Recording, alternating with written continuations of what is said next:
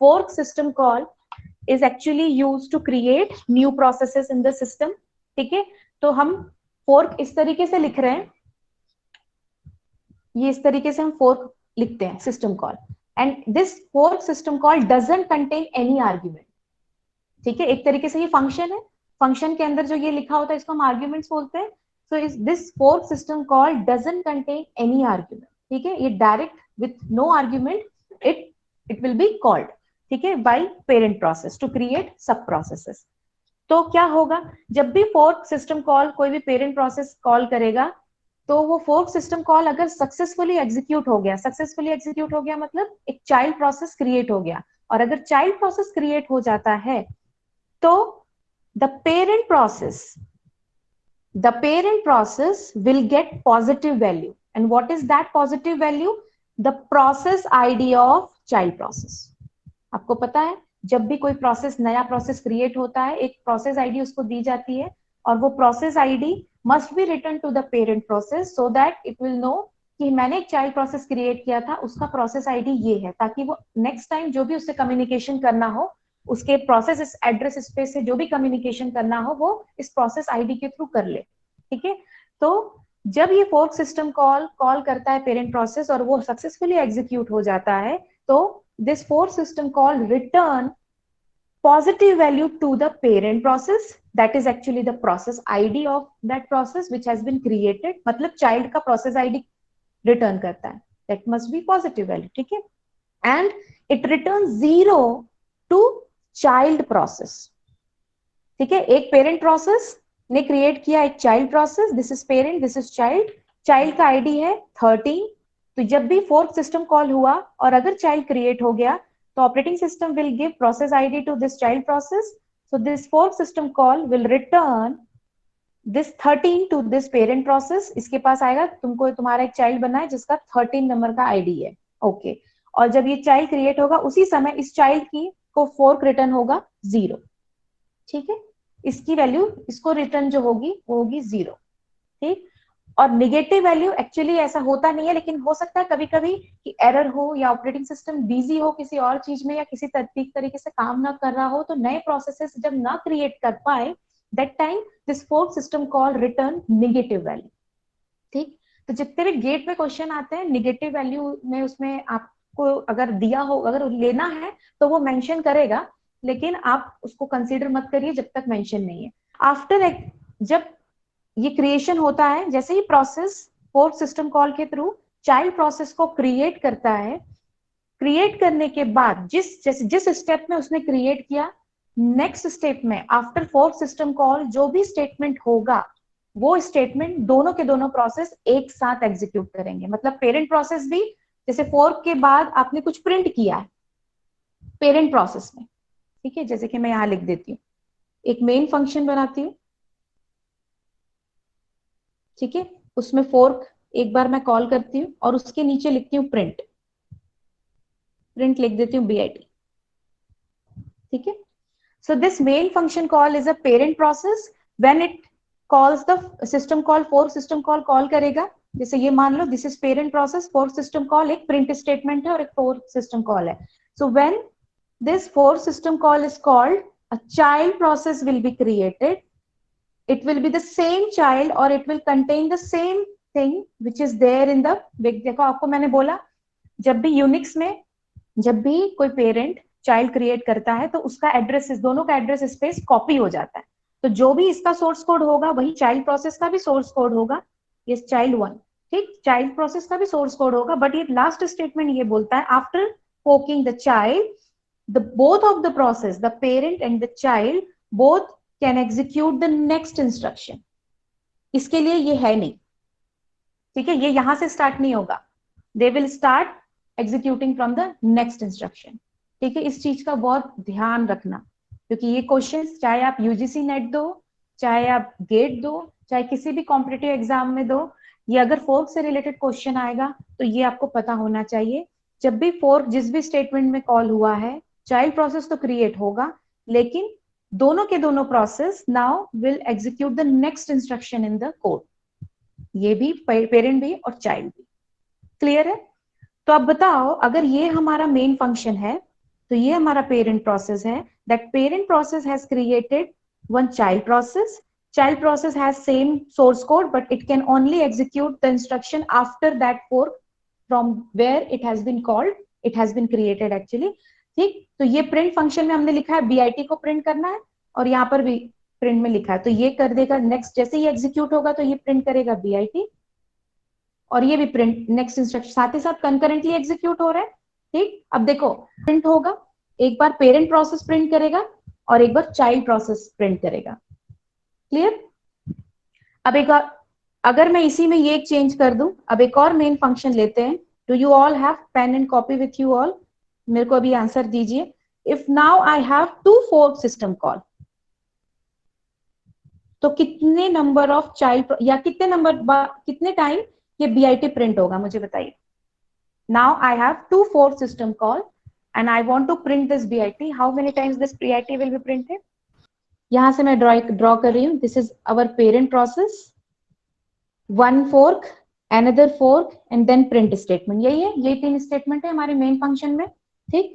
When the first fork statement will be invoked, it will create one child process. I will call it C1. ठीक है. और बाकी चीज तो same ही रहेगी. पहले मैं लिख देती हूँ क्योंकि अपना एड्रेस स्पेस और कोड वर्ड सब तो शेयर कर रहे हैं, बट दिस ये ऑलरेडी एग्जीक्यूट हो गया, इसको भी यही पता रहेगा. ठीक. इसके लिए भी ये एग्जीक्यूट हो गया. बोला जैसे ही ये फोर्क हुआ, चाइल्ड प्रोसेस क्रिएट होगा, दोनों के दोनों पेरेंट और child they will execute the next instruction in the code. ठीक है. तो ये अपना नेक्स्ट इंस्ट्रक्शन एग्जीक्यूट करेगा, तो it will again fork a child. तो मैं इसको लिख देती हूँ C11. ठीक है. C1 ने एक नया चाइल्ड क्रिएट किया. कोड हमारा अभी भी सेम है, बट ये एग्जीक्यूट हो चुका है, ये एग्जीक्यूट हो चुका है. एंड नाउ आफ्टर दिस ये प्रिंट स्टेटमेंट एग्जीक्यूट करेगा और ये चाइल्ड भी प्रिंट स्टेटमेंट एग्जीक्यूट करेगा. ठीक है.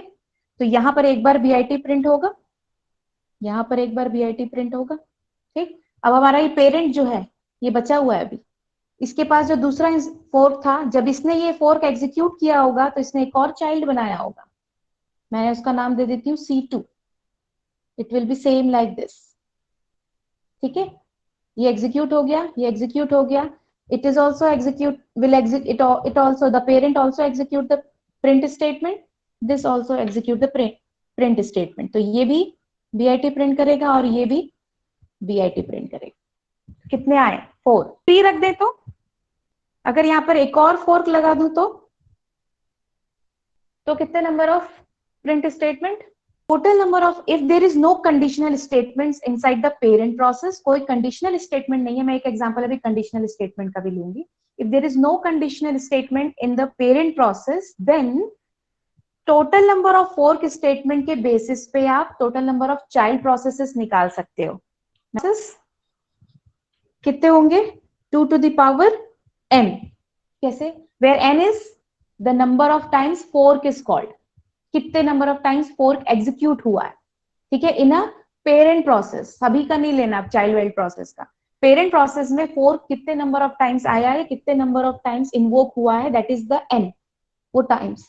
और 2 to the power n -1. ठीक.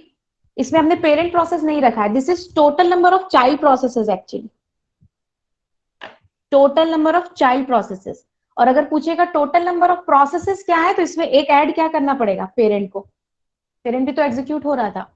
ठीक. So total number of child processes are 2 to the power n -1, where n is the number of times fork system call is called by the parent process. ठीक.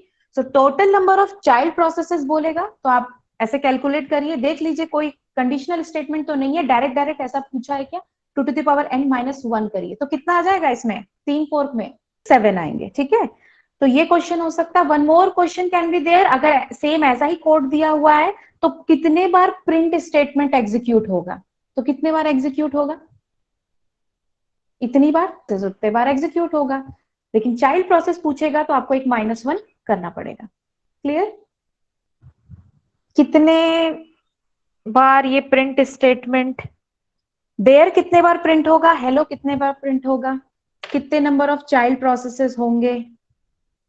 Parent process है ठीक, यहीं पे देखते हैं, fork system call को call किया। ठीक, तो आपको मैंने बताया था फोर्क सिस्टम कॉल क्या क्या रिटर्न करता है। जब ये फोर्क सिस्टम कॉल सक्सेसफुली एक चाइल्ड क्रिएट कर लेगा तो what it will return to P, P में क्या वैल्यू रहेगी, D of child process, right. तो पॉजिटिव वैल्यू होगी, that is actually the process ID of child process. तो पेरेंट के पास क्या आ जाएगा, पॉजिटिव वैल्यू आएगी। ठीक, जैसे ही फोर्क हुआ तो इस पेरेंट से एक चाइल्ड क्रिएट हुआ, मान लो ये पूरा का पूरा कोड इस चाइल्ड में भी है और पेरेंट में वो कोड है।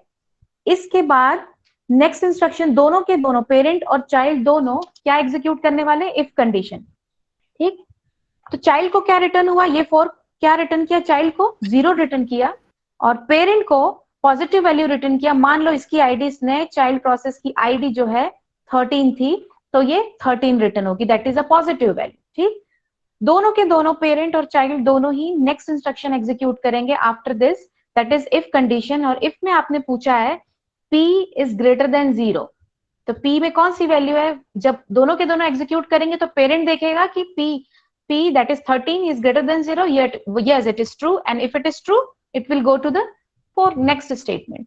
ठीक है, इनसाइड चला जाएगा वो if के। और चाइल्ड स्टेटमेंट, जब चाइल्ड प्रोसेस जब इस स्टेटमेंट इफ स्टेटमेंट को एग्जीक्यूट करेगा तो what is that, p greater than 0, that is 0 greater than 0, is it true, no, so condition is false, so child process could not enter into the if statement। को जब parent process execute करता है तो yes p is greater than 0, that is stored there as a process ID, 13 is greater than 0, तो parent will enter inside the p if condition. Parent को पहले execute करते हैं, पेरेंट ने देखा if p is greater than 0, yes it is, so it will go inside the if condition and it will fork one more child। तो ये एक और चाइल्ड क्रिएट कर रहा है, दैट इज C2।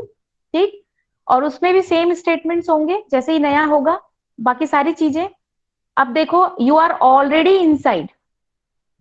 ठीक, ये जो चाइल्ड प्रोसेस है उसको जब ये क्रिएट होगा तो पेरेंट प्रोसेस को जाएगा इस चाइल्ड प्रोसेस का आईडी, और जो नया ये C2 क्रिएट हो गया है इसके पास आएगा 0। अब इससे कोई मतलब नहीं है क्योंकि हम वो चेक ही नहीं कर रहे हैं, दोनों के दोनों क्या एग्जीक्यूट करने वाले हैं, the next instruction in the code. ठीक, तो प्रोसेस पेरेंट ने फोर्क जब यहां कॉल किया तो जो चाइल्ड क्रिएट हुआ वो भी इस प्रिंट को एग्जीक्यूट करेगा और पेरेंट भी इसी प्रिंट को एग्जीक्यूट करेगा। ठीक, क्योंकि you are already inside the conditional statement, उसके बाद आपने चाइल्ड प्रोसेस क्रिएट किया है। ठीक, तो उसका काम में भी उस इफ फंक्शन के अंदर है। ठीक, तो क्या होगा, ये प्रिंट करेगा, ये भी ये हेलो प्रिंट करेगा। ठीक, उसके बाद ये क्या प्रिंट करेगा, हेलो प्रिंट करेगा। क्लियर, ये दोनों ने एग्जीक्यूट कर दिया। जब ये बाहर आएगा इफ से तो यहाँ पे फिर से ये देयर प्रिंट करेगा, और ये C2 जब बाहर आएगा ये भी देयर प्रिंट करेगा। और जो ये पहला वाला जो चाइल्ड है ये तो यहाँ पर फेल हो गया, कंडीशन फॉल्स होगी क्योंकि लाइक दिस। तो कितने बार देयर प्रिंट हुआ, 3 टाइम्स देयर प्रिंट हुआ, एक बार पेरेंट, दोनों चाइल्ड और पेरेंट, और एक बार हेलो प्रिंट हुआ। ठीक, तो इसमें क्वेश्चंस बहुत सारे हो सकते हैं, ये क्वेश्चन भी हो सकता है जो आपने निकाला, एक क्वेश्चन ये हो सकता है कितने number of childs will be created. तो ये आप यहाँ से देखो, अब वो फॉर्मूला यहाँ नहीं लगा सकते आप, because there is a conditional statement. ठीक, तो कंडीशनल स्टेटमेंट नहीं है तो आप वो काम कर सकते हो, अदरवाइज आप नहीं कर पाओगे। Is it clear, fork statement का कंसेप्ट किस तरीके से करना है, वो क्या रिटर्न करता है वो याद रखना है, और फोर्क करने के बाद एग्जीक्यूशन कहाँ से स्टार्ट होता है ये याद रखना है। दैट